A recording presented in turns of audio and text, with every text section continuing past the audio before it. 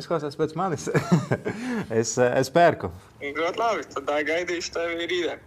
Reinis šobrīd Ādažos tirgo vienu no retākajām mājām, kur ir gan privātmāja, gan arī vēl atsevišķa viesumāja. Uzrunīsim viņam, sapratīsim, kāpēc mums viņai būtu jāpērk.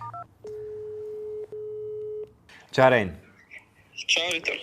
Es tev zvanu par tavu Ādažu māju, par 290,000, un iedomājies, ja es būtu pircējs, ko tu man šobrīd teiktu, lai es to māju nopirktu? Īstenībā, pirmais, ko es tev teiktu, ka tādas mājas nevar atrast, tāpēc šī būs viena no, 5 mājām, kas par šobrīd Latvijā varētu būt pārdošanā. Oh, wow. Kaut gan tas būtu jāpārbauda.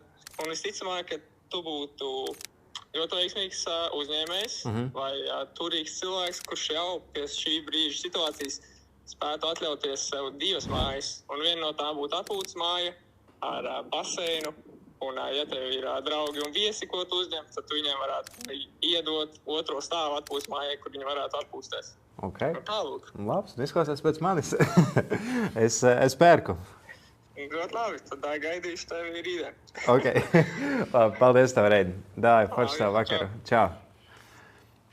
Jā, tā kā, ja tu arī esi veiksmīgs uzņēmējs un vēlies iegādāties 2 mājas vienā vietā, tad droši ieej AVR LV un sazinies ar Reini.